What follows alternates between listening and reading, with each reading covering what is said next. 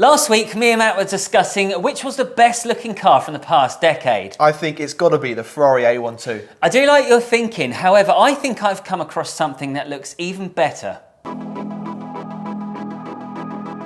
From the second your eyes catch those clean lines, you'll instantly recognise the silhouette of the F-Type. It's a car that looks so evil, even a Bond villain would want one. And for something that's renowned for its ferociousness, you'd think the company behind this speed-shattering machine would be looking to push the boundaries further towards global domination. But instead they have different plans.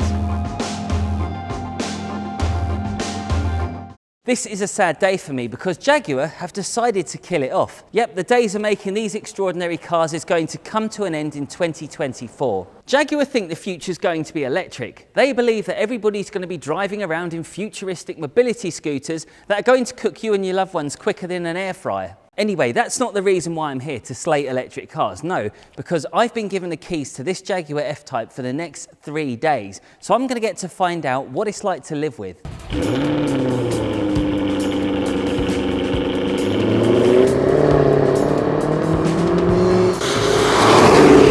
Underneath its enormous clamshell bonnet, you have a 5-litre V8. And normally with the F-Type Rs, they're going to be producing around 542 brake horsepower. However, this one's slightly different. This one's been remapped, it's been modded, and it produces 650 brake horsepower. Going back to my previous comments I made earlier on about them killing off the Jaguar F-Type, I'm sorry, but I think they're making a huge mistake. I mean, I get it, electric cars are going to be a massive part of the future, but do we really need to kill off every single petrol car? I don't think so. I mean, the F-Type's only just turned 10 years old and they've not even had a chance to let it smell of old man slippers and Werther's originals yet. This car's got a quality Meridian sound system with 10 different speakers, but with a soundtrack like that coming out of the back, you would never have it on.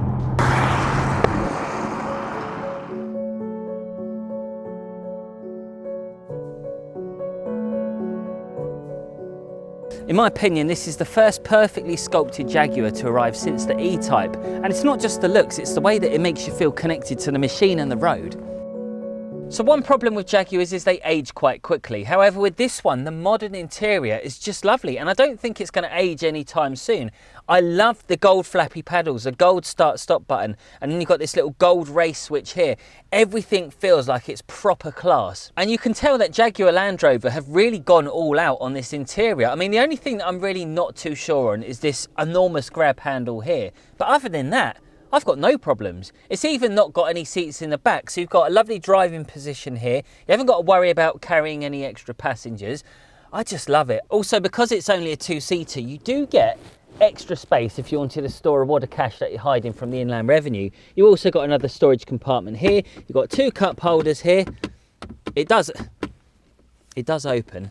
And you've got a glove box here, which just press this little button. Oh, it goes down. So seductive.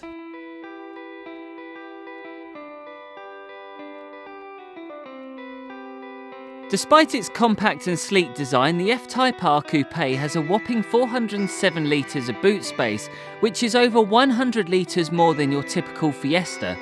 And to be honest with you, if I had a choice between this and an Aston Martin Vantage V8, then there will be no comparison. You can't help but feel that the Vantage is starting to show its age against this fresh-faced rival. And yes, I know it's still not an Aston Martin, but is that really a bad thing? If you were to roll the clock back 10 years, I would have never even considered getting something like this. I just didn't really see the appeal at the time because when you're a youngster, all you want to do is drive around in BMW M3s. But now I'm nearly turning 40, I kind of get it. It's classy, it's comfortable, and my God is it powerful. I absolutely love it. Drive from the rear, power from the front. It's the perfect balance that you want from any car. It's just epic. One thing I have noticed driving this car around, you do get a fair few looks in it, and you can see why. I mean, it's just beautiful. It sounds great, it looks great. There is absolutely nothing I hate about this car. Actually, there is one thing that I dislike about it, and it's the fuel economy. Being a 5-litre V8, Literally every time you slightly press the accelerator, oh, there goes 2 miles. I'm guessing this is what range anxiety feels like if you're an electric car owner. This is probably the closest thing to experience. I'm running out of fuel, I need to get back to base. Oh, it's gone again. It's dropping rapidly. I'm free rolling now at this point, and I am literally just hemorrhaging miles. There's nothing left. Oh dear. Only buy one of these cars if you've got money. That's me out the question then. Do you know what? I don't care, because if more and more people go onto the electric cars, surely that's going to make the cost of petrol come down, which means owning one of these in about 10 years' time might even be a possibility. If you are going to have a car like this, it is a two-seater. It is mainly going to be aimed at being a weekend car. It's not something you're going to take out with the family. So, yeah, again, I get it. I understand. I see the appeal with these cars. Oh, man, this is just beautiful, isn't it? Well, that's my opinion, but what did Matt think? Actually terrifying, but very good fun. We've come a long way from a Fiat Panda. Then we press this button, exhaust button. What? Is it valved? Listen.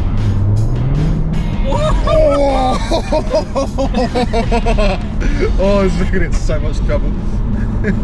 That sound is just that incredible. Sounds gorgeous. I didn't know it had that. It's called an exhaust button. That's so that much growl. fun. I know. It's so much fun. Whoa. Oh, sorry. God. It scrapes on everything. Not every tiny bit in the road. When you put your foot down, it squats at the back, which pulls it even lower. So the second you go over any bump, I think it is just the tyres scraping on the wheel arches on that one. So now that you've owned it for a couple of days, what's your honest opinions about it? Honestly, I love it, but there's a few issues that I think you need to be aware of, because the first thing that I had was the MPG. On average, it was doing about 20 to 25, and I was trying to drive it sensibly as well, wasn't I?